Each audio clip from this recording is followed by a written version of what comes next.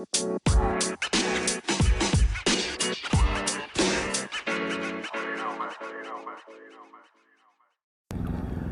I'm Jeremy Scott and welcome to the Jeremy Scott Spiritual Podcast, the podcast that takes a no-frills approach to all things spiritual.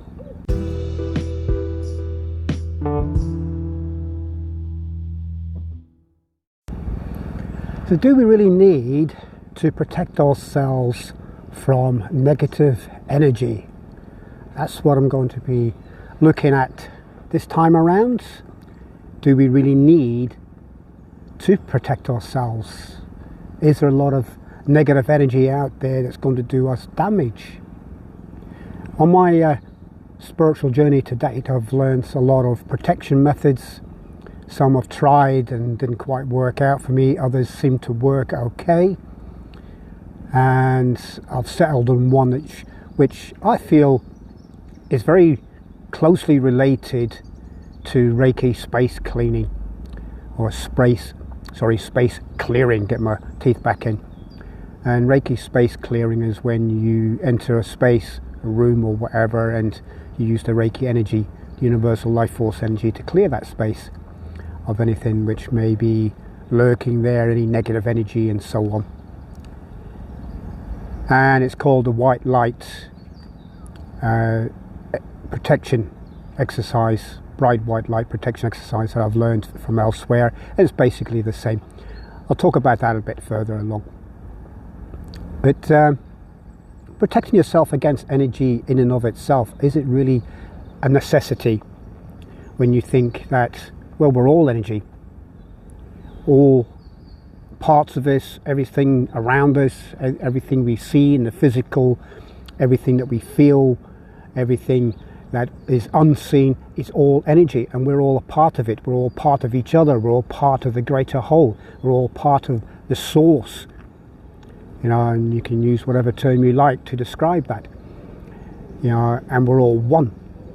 So is there a need to protect ourselves against ourselves when you look at it from that kind of angle? Well, there's a lot of spiritual practices that teach grounding, for example, to protect ourselves from perhaps overdoing it with the positive energy, because we may go too far and get too high, too dizzy, and we need to ground ourselves. And I've tried a few of those grounding exercises, and after a while I saw, well, actually there's no need to ground yourself in that way, because we're all connected to that energy anyway. There's one in particular, it suggests sending down roots. It's quite a common one, sending down roots into the earth and connecting with the energy of the central earth, connecting with the energy of Mother Gaia and things like that, and drawing up that energy. We don't need to, in my opinion. You don't need to, because you're already connected to it. We are grounded already. And if you want to settle yourself down because you're feeling a bit dizzy or a bit high because of maybe you've been doing a lot of intuitive work, or a lot of energy work and things like that, and you're feeling a bit dizzy, just sit quietly, preferably in nature, and just be aware of what's going on around you. And at the moment I'm sitting in the park, my favourite spot. I can hear a plane flying overhead, there's birds singing, there's pigeons cooing, and I can see the first signs of spring. In fact, it's not a plane, it's a helicopter. And it's above the clouds, so I can't really see where it is. And it's a nice day, it's a bit of a breeze, and I'm sitting here in the park, and I'm feeling very grounded, feeling very relaxed. And just let this helicopter fly on a little bit. Oh, now see, it's just coming over the top. Let's let it fly on past. One of the privileges of when you're recording outside is all the ambient sound. And I've often said, because this is the way I do it, and if you like perfectly made podcasts with no sound and so on like that, and perhaps this isn't the podcast for you, but you know, I like to get out and about rather than be stuck in a room. Sometimes I will, depending, you know, if the weather's a bit inclement, then I'll record inside, but for the most part, 99.99999%, I'm outside recording if the day's decent. Anyway, energy protection and grounding yourself in nature, you know, is great. You know, just sitting in nature, sitting quietly, listening to what's going on around you, that has a very settling effect. You don't have to go out into a forest, you don't have to go out into a park. It could be out in the back garden or on your balcony or something like that. You know, you're outside, and that helps. There's another line of thought that says you should walk barefoot in the grass and ground yourself that way, you know, connect with the earth.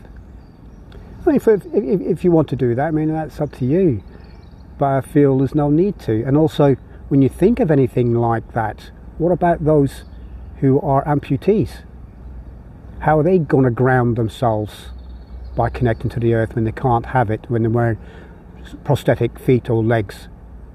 And what if they're immobile, they can't get out of a wheelchair? What if they're in a bed, you know, and you know, and they're paralyzed? They can't do those kind of exercises, can they? So you can ground yourself in different ways. You know, for me, like I said, I like to sit out in nature, but if I'm at home, I'll just sit quietly and be aware of what's going on. You ground yourself that way. You can use breathing, and they do say that if you breathe out more than you breathe in, that has a calming effect on the heart. So, for example, if you're breathing in, you take in a deep enough breath, or a breath, and hold it for 4, and then breathe out for 6. That kind of thing. That has a very calming effect on the heart, and you can ground yourself in that way. But getting back to protecting yourself from negative energy, we need the negative energy. It helps us to keep balanced. And that's the whole sort of kind of reasoning behind the yin-yang. The yin being the spiritual energy and the yang being the physical energy. Or no, sorry, I've got that the wrong way around. I always get these the wrong way around. Yin, even though it's coloured white, is the physical energy, and the dark is the yang energy, and that's the spiritual energy. You have them, you see them in the symbol, they're very balanced, and they've got a little bit of each other. You know, there's a little spot of each other in their halves, so to speak. And that's a sign that we should be connected to our negativity in that way, negative energy, to keep balanced. But obviously we don't want over much of it, do we? We don't want a lot of it in our lives, because, well, when we know how things can go, when we've got a lot of negative energy within us, and we're focusing too much on that, the negative thinking and things like that, and turn out to be negative actions, and you know, and the feelings increase, and you know, a lot of horrible things happen as a result of that. I mean, obviously we don't want to go down that kind of route.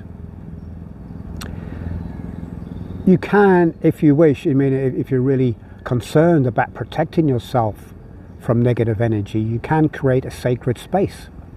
I mean, I have my sacred space. I have both physical and internal sacred spaces, and there's meditations you can do to do that. On a physical one, it's where I do a lot of my tarot readings. It's where I work, you know, and it's a space that I keep clean, in the sense of I may use sage, or I may use I do use a lot of incense sticks and so on, and you can use protective white light to clear that space, and Reiki space clearing to clear that space, to keep it clean in that sense. I don't do it because I feel a need to. I think it's just because I've got into the habit of doing it more than anything else. But I like to do it. I like the idea of thinking, well, I'm creating a good positive space. So this is more of a mental thing, I suppose, in that way. I feel that I'm in a protective and safe space to be able to work in. And that, in turn, helps me to focus more on what I'm doing in an intuitive way and create a more positive outcome, I suppose, in that way. And my internal sacred space is like, you know, in meditation they say go to your happy space. I didn't know what that was for years, because I couldn't decide, well, where is my happy space? Is it up a mountain? Is it in a forest? Is it on a beach? And I was trying to copy others and you know, be on a beach, and that it just wasn't working. You know, and then when I studied with Richard Knight, you know, I found out that I could create my own internal sacred space, my own happy space. And you can build on it. You don't have to have one, you can have more than one. The current one I've got is deep in a forest. And there's a river nearby, and there's a lake not too far away that can go down, and there's other spaces I can go to from there. You know, and another one's it's a garden, you know. And I have a beach one that I go to. That's, like I said, go to the lake that I have, and imagine I'm going to the beach and stay there and just sit in stillness. And you know, you can use your imagination to create things. You can create people to talk to, if you like. You know, imagine that you're meeting indigenous peoples and animals and all kinds of things like that. And it's just like having a daydream. You know, and I like to go there for meditating, because it adds an extra element of peace and quiet, knowing that I'm in a physical sacred space, and then I'm going to an internal sacred space. Yeah, it adds that element of peace and quiet and stillness that helps me to meditate. For you, maybe it adds an element of protection, if you're into, you know, protecting yourself from negative energy. Now, I'm not saying that there isn't any negative energy out there that can't do you harm.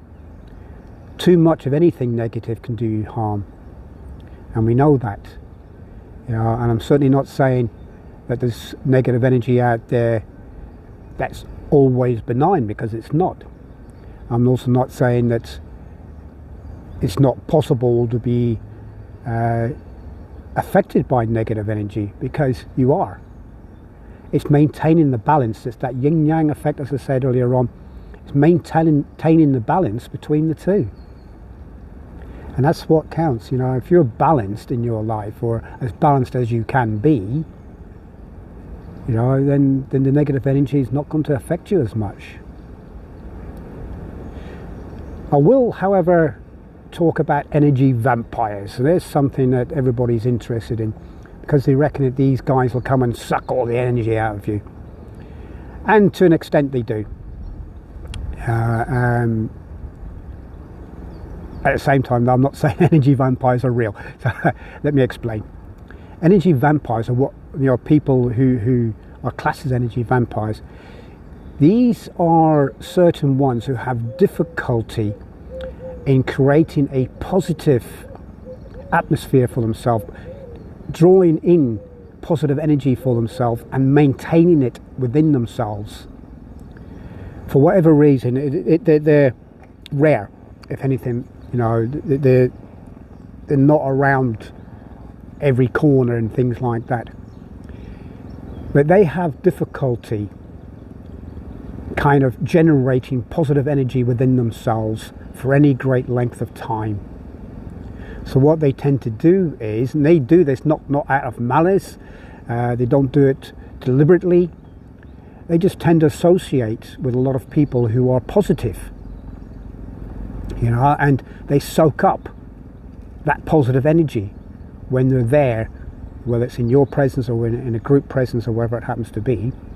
They soak it up, and then they leave feeling very happy and joyous. They may arrive, say, miserable and feeling very down, but they leave very joyous and on high, so to speak, very positive. And those they leave behind obviously feel a bit down, because they've had a lot of their positivity kind of sucked out of them, so to speak, the energy in that sense. And that's where your white light protection exercise could come in handy.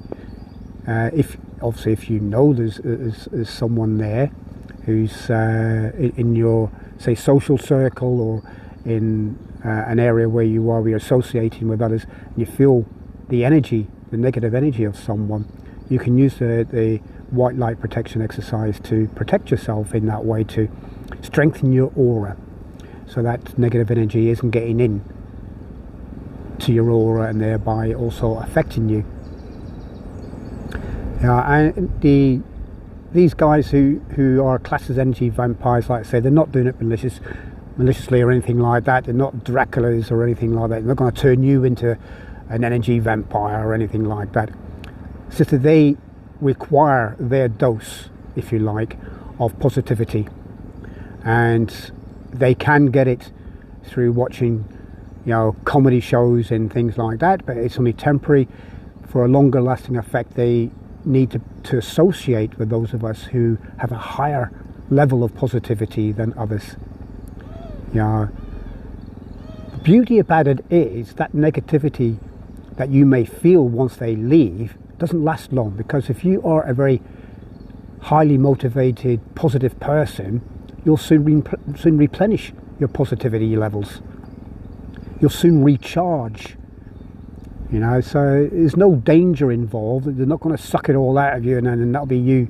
You'll be like an energy zombie or something like that. No, they'll take what they need, and they wouldn't be allowed anyway from a universal point of view. They wouldn't be allowed to take all your energy anyway. So they'd be allowed to take in whatever it is they need, and then they go, and then, excuse me, and you can replenish whatever it is that they've taken.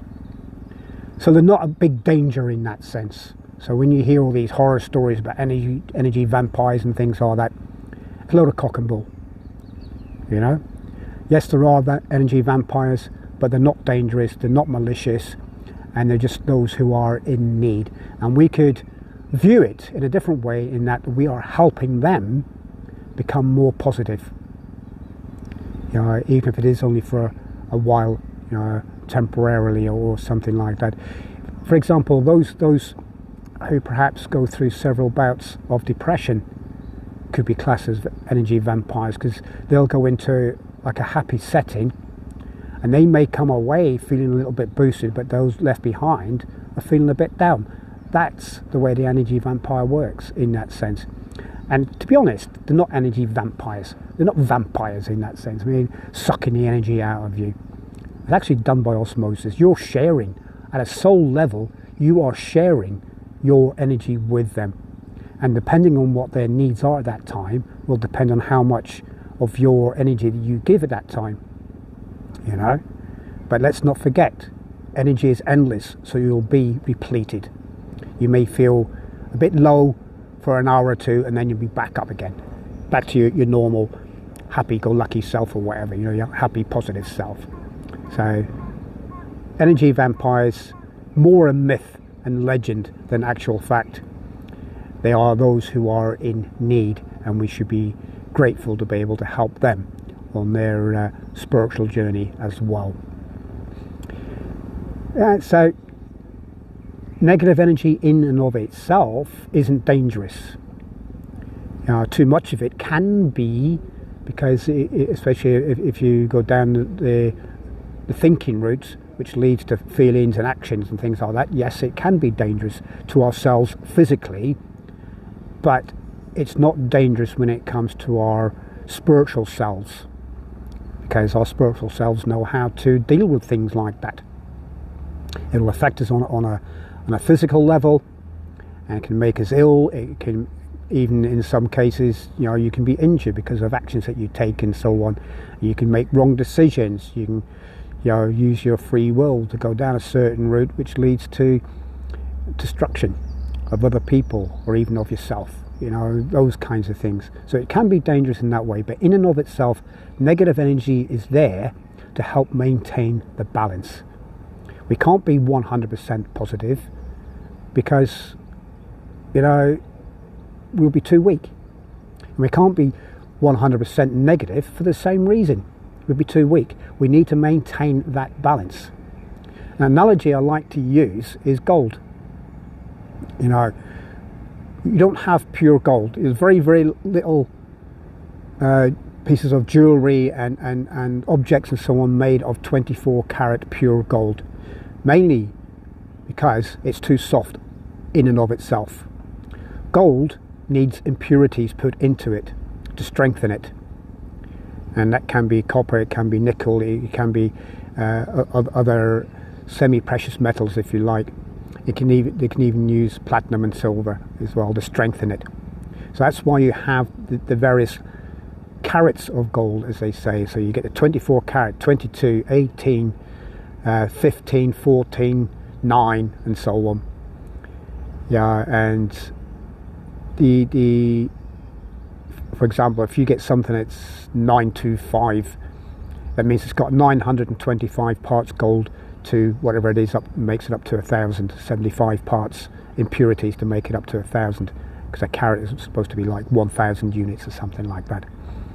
So with gold needs impurities to make it strong, to make it hard, to make it last. We are the same. We need some of those impurities, the negative energy, if you like, to help make us stronger, to keep the balance. And another thought as well, if you look at the universe, it's made up of negative energy. All that black stuff out there, that dark stuff, is the negative side of energy. And we're talking about over 95% of the universe is made up of dark matter, which can be classed as negative energy in that sense, if you look at it from light and dark aspect. And all that dark matter contains every single thing that we need, or that it needs, the universe needs, the creator needs, to create new stars, new planets, new solar systems, new galaxies, whatever, perhaps even new universes. So it's all there. So negative energy is a part of our lives. That's why we have the yin yang.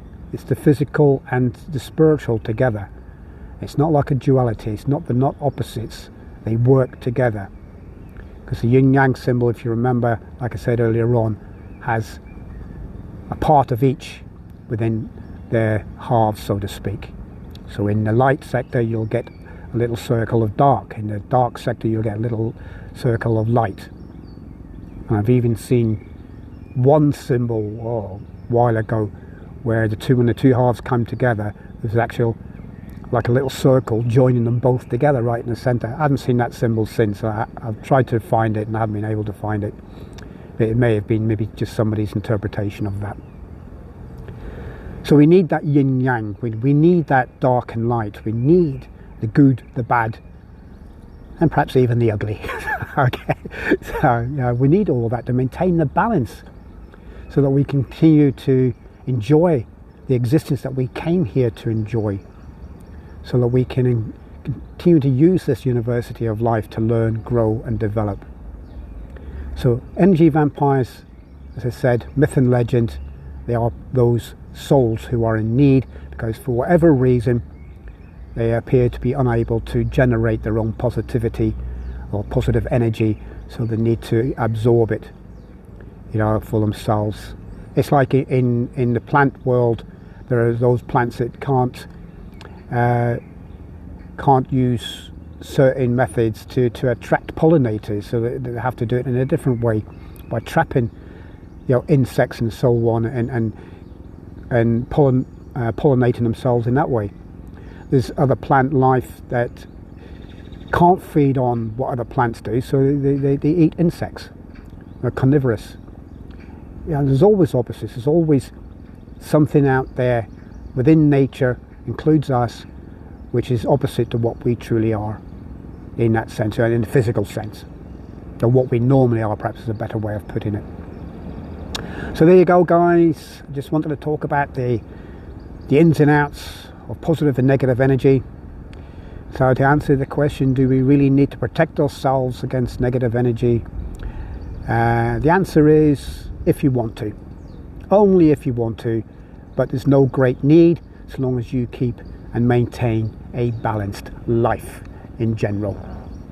Now, if you're thinking good positive thoughts, that helps to keep the negative ones away, doesn't it? If you're catching the negative thoughts and you're turning them around into a more positive outlook, then you're keeping yourself balanced, aren't you?